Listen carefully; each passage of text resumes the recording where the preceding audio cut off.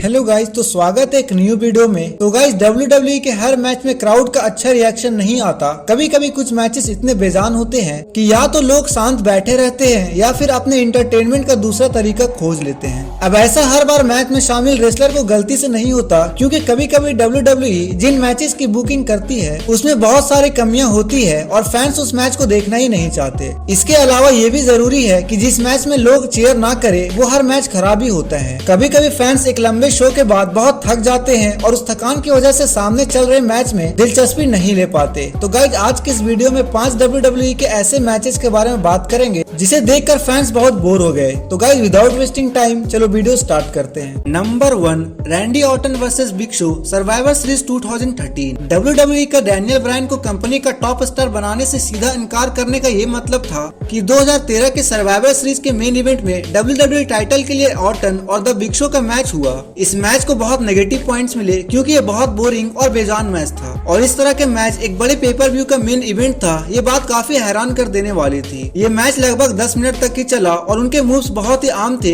क्योंकि दोनों ही wrestler 10 minute तक बस आम मूव्स और स्पॉट कर रहे थे और अजीब लग रहे थे। और ऑर्टन ने आखिर में एक खराब पंट किक से ये मैच जीत लिया और मैच के बाद जॉन सीना आने वाले यूनिफिकेशन मैच की प्रमोशन के लिए रिंग में दिखे। WWE के फैंस को नए टैलेंट देखना था, उन्हें ऑर्टन और द बिग शो का मैच नहीं देखना था और ना ही उन्हें सीना और ऑर्टन के पुरानी राइवलरी का रन देखना था। चलो बात करते हैं नंबर 2, इयो sky versus Bianca Blair crown jewel 2023। Crown jewel 2023 में बहुत अच्छे मैचेस बुक हुए थे और शो के एक वुमेन्स मैच में इयो स्काई बियांका ब्लेयर के खिलाफ अपना वुमेन्स टाइटल डिफेंड कर रही थी। ये 2003 के बैकलेस इवेंट का एक रीमैच था। 2003 का मैच बहुत शानदार था और इसलिए फैंस को इन दोनों रेसलर से एक और शानदार मैच की उम्मीद थी, लेकिन फिर भी पता नहीं क्यों सऊदी अरबिया की ऑडियंस इस पूरे मैच के दौरान शांत बैठे रहे और वहाँ पर इतनी ज्यादा शांति थी कि एक पिन गिरने की आवाज भी हमें साफ सुनाई दे सकती थी। ऐसा लग रहा था कि ये एक ऐसा मैच था जो वो इससे पहले भी हजारों बार देख चुके थे। इस मैच के लिए क्राउड का ऐसा रिएक्शन से इस मैच की क्वालिटी पर बहुत असर पड़ा। इस मैच का सबसे यादगार मोमेंट कायरी सेन की वापसी रही, लेकिन फैंस को उसमें भी कोई दिलचस्पी नहीं थी। ये बहुत ही शर्म की बात है, क्योंकि ये वापसी एक बहुत बड़ी बात थी और इससे बस यही साबित होता है कि कभी कभी कुछ खास दिखाने के लिए एक मैच में सही क्राउड का भी होना कितना जरूरी होता है। चलो बात करते हैं नंबर 3,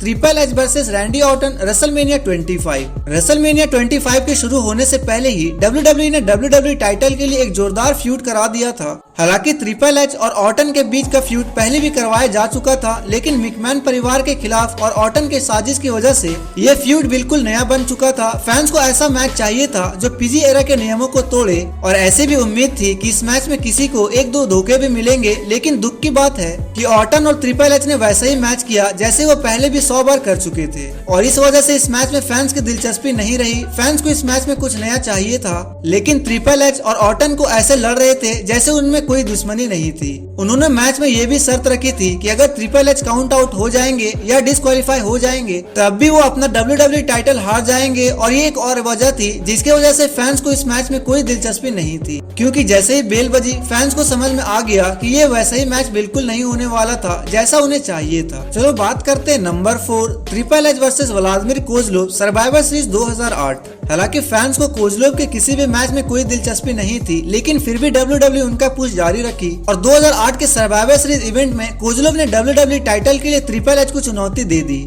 शुरुआत में ये ट्रिपल थ्रेड मैच होने वाला था जिसमें जेफ हार्डी भी शामिल होने वाले थे, लेकिन पेपर व्यू के दौरान ये बताया गया कि हार्डी को इस मैच से निकाल दिया गया है क्योंकि वो बेहोश हो गए थे। कोजलोव व ट्रिपल एच के बीच ये सिंगल्स मैच में इस पेपर व्यू के लायक बिल्कुल भी नहीं था, क्योंकि लोगों को इसमें कोई दिलचस्पी नहीं थी।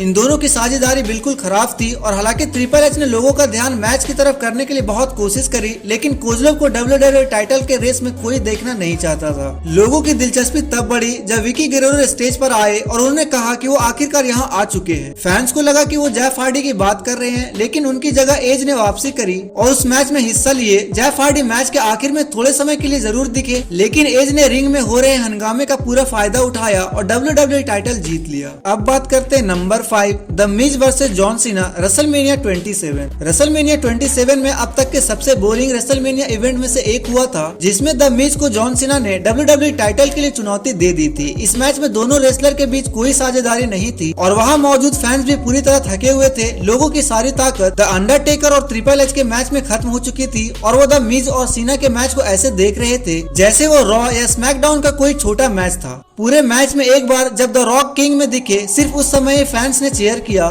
लेकिन इससे उस मैच की खराब क्वालिटी को कुछ ज्यादा फायदा नहीं हुआ।